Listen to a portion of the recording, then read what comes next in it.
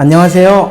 일본에 관한 유익하고 교육적인 정보를 균형적인 시각에서 제공하고 있는 뽕뽀르뽕뽕 럭벙기 김 교수입니다. 반갑습니다. 이번 시간에는요, 일본에 관한 좀 어두운 부분, 안 좋은 부분이죠. 일본이 좋은 부분도 있죠. 좋은 부분도 있고 안 좋은 부분도 있는 거고요. 어느 나라건 좋은 부분, 나쁜 부분, 장점, 단점이 다 있는 거죠. 미국도 그렇고요. 한국도 그렇습니다. 일본도 마찬가지로 좋은 부분도 있지만 상상했던 것, 생각했던 것보다 상당히 실망스러운 안 좋은 부분도 많이 있습니다. 오늘은 그 부분에 대해서 여러분에게 좀 설명해 드리려고 해요. 일본에 대해서 환상을 많이 가지고 계신 분들도 계시고 일본에 대해서 부정적으로만 보시는 분들도 계시잖아요. 하지만 어떤 나라건 장단점이 있습니다. 그 부분에 대해서 어디에도 편향되지 않고 객관적인 시각에서 우리는 바라볼 필요가 있어요. 일본이 우리나라를 침략한 아주 나쁜 방사능 민폐 국가라는 안 좋은 이미지도 있긴 하지만 그렇다고 해서 무슨 악마들이 사는 그런 나라는 아닙니다. 편향적이지 않고 객관적으로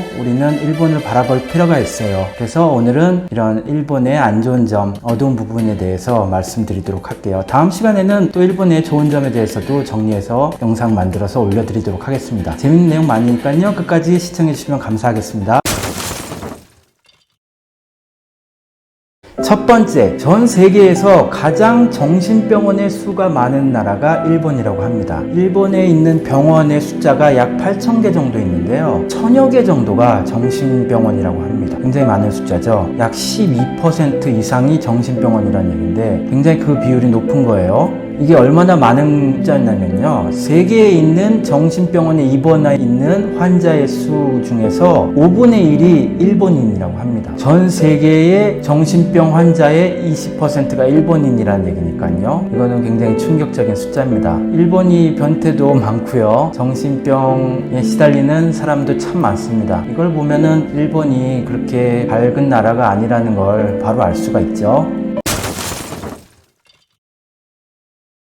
네, 두 번째, 일본의 15세에서 24세 사이의 청년들의 자살률이 세계 1위라고 합니다. 물론 한국이 일본보다 더 자살률이 높긴 하지만요, 일본이 좀 더 어두운 거는 젊은이들이 자살하는 비율이 세계에서 가장 높다는 거예요. 우리나라의 경우에는 중년 혹은 고령자의 자살자의 숫자가 굉장히 높아요. 자살률이 높다는 거는 일단은 안 좋은 거긴 하지만 더 안 좋은 거는 일본이라고 할 수 있죠. 미래가 어둡다는 얘기이기 때문에요. 젊은 청년들의 자살률이 굉장히 높기 때문에 이 부분을 보면 또 일본의 미래가 암담하다, 이런 부분을 여러분은 아실 수 있을 거예요.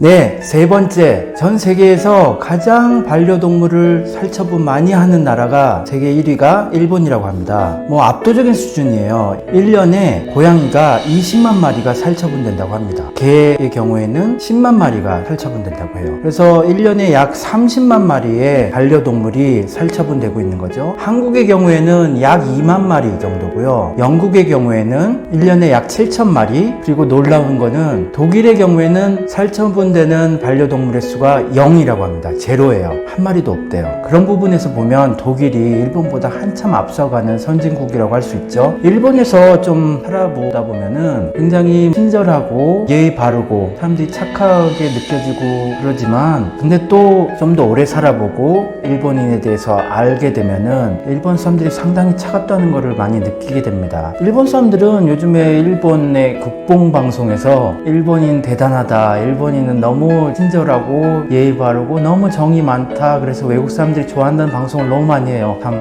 화나죠.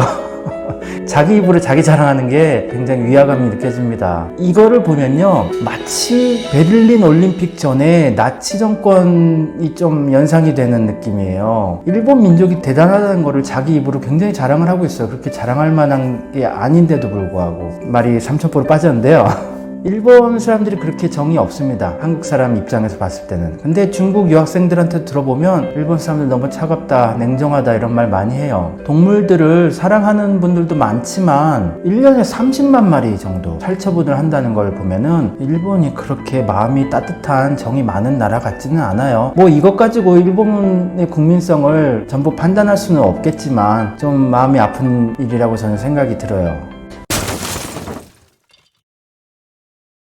네, 네 번째. 전 세계에서 농약을 가장 많이 사용하는 나라라는 이미지를 여러분이 떠올려 보면은 중국 아닐까? 미국 아닐까? 뭐 그런 생각을 하실 거예요. 하지만 전 세계에서 가장 농약을 많이 사용하는 나라는 의외로 일본입니다. 우리나라 사람들이 생각하기에 일본이 굉장히 식품이 안전하고 믿을 만한 식품을 판매하고 있다고 생각을 하는 분들이 많은데 실제로는 또 그렇지 않은 것 같습니다. 농약을 굉장히 많이 쓰고요. 하지만 뭐 농약이 무조건 나쁘다고는 할 수는 없지만 일단 농약의 사용량이 미국의 5배라고 해요.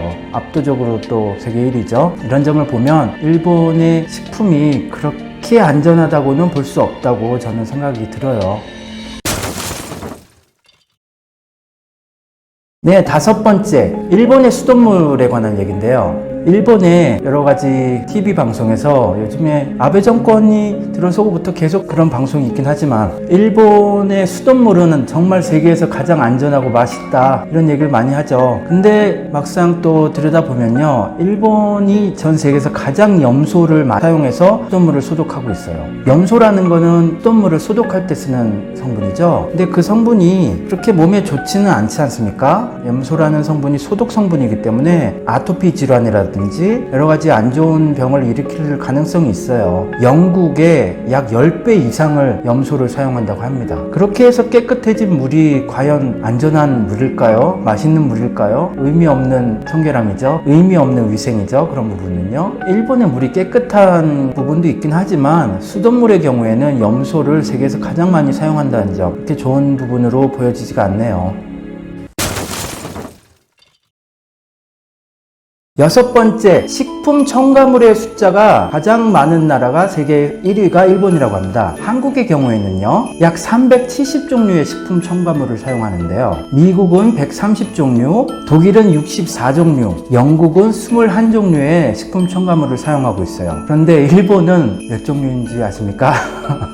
정말 놀라울 정도로 많은 식품 첨가물을 사용하고 있어요. 약 1500종류의 식품 첨가물을 사용하고 있다고 합니다. 이것 또한 압도적으로 세계 1위의 오명을 달고 있는 거죠. 식품 첨가물이 안전한 것도 있지만 전부 다 안전하다고 할 수는 없잖아요. 그런 역학관계를 전부 다 조사, 연구를 완벽하게 한 것이 아니기 때문에 식품 첨가물은 일단은 안전하다고 말할 수는 없는 거예요. 우리가 믿고 있었던 신화, 일본은 무조건 어떤 것이든 안전하고 믿을만하다, 이런 거는 또 아니라는 거죠. 네, 7번째, 유전자 변형식품이라고 있죠. GMO라고 하는데요. 이 유전자 변형식품을 가장 많이 소비하는 나라 또한 일본이라고 합니다. 유전자 변형식품이 완전히 안전하다고 볼 수는 또 없는 거죠. 제가 자세히는 모르겠습니다만 유전자 변형식품이 말 그대로 유전자를 변형시킨 재료이기 때문에 몸에 좋다고 할 수는 없는 거예요. 아직까지 악영향, 안 좋은 부분이 확실하게 증명이 된 거는 많이 없는데 일단은 제가 봤을 때는 안전하지는 않다고 생각합니다. 아직까지 확증된 게 없기 때문에요. 이런 유전자 변형식품도 가장 많이 쓰는 게 일본이다 보니까 우리가 믿고 있었던 일본 식품에 대한 안전, 신뢰 생각보다 그렇게 높지 않다, 이렇게 생각하시면 좋을 것 같습니다. 네, 마지막 내용입니다. 일본이 또 안 좋은 부분이죠. 일본의 남편들은 정말 가사일을 안 도와줘요. 제가 다른 부부들 많이 좀 보고 그러면 도와주는 뭐 남편도 있긴 있죠. 있긴 있는데 그 비율이 굉장히 낮은 것 같아요. 세계에서 가장 인기가 없는 남자라고 해야 될까요? 키가 크고 잘생긴 것도 아니고 매너가 좋은 것도 아니고 돈을 잘 쓴 것도 아니고 일본 남자들은 그렇게 매력이 있어 보이진 않습니다. 제가 봤을 때는 아마 세계에서 가장 인기가 없는 남자 중에 하나의 일본 남자가 아닐까 이렇게 생각이 들 정도로 매력이 없는 것 같아요. 인기 많은 일본 여성에 비해서 일본 남성들은 결혼해서 가사 일도 안 도와주고 무뚝뚝하고 마누라를 아주 사랑해주고 이뻐해주고 아껴주는 것도 없는 것 같아요. 그래서 일본 여성분들이 한국 남자에게 좀 요즘에 많이 매력을 느끼는 것 같아요. 일본 남자들이 우리나라 옛날 아버지들 같아가지고 가사일을 별로 안 도와주더라고요. 그런 부분이 일본 여성분들은 적응이 됐다고 해야 될까요? 그거 당연하게 생각하더라고요. 그래서 일본 남자들은 참 대접받고 사는구나 하는 생각이 들 때가 있었어요. 이런 부분이 한국 남자 입장에서 봤을 땐 좀 부러운 부분이긴 하죠. 네, 이번 시간에는 일본의 안 좋은 부분, 어두운 부분에 대해서 좀 설명을 해드려 봤어요. 재밌었는지 모르겠지만요, 항상 성장하고 발전하는 영상, 채널 제가 만들어가고 있으니까요, 여러분들 많이 응원해 주시고요, 앞으로 좀 더 좋은 영상, 재밌는 영상 만들어서 올리도록 하겠습니다. 혹시 이런 영상을 만들어 주셨으면 좋겠다 하고 생각하시는 분들이 계시면요, 밑에 댓글에 남겨주시면 제가 참고하도록 하겠습니다. 감사합니다. 모두 행복하세요. 록봉기 김교수였습니다.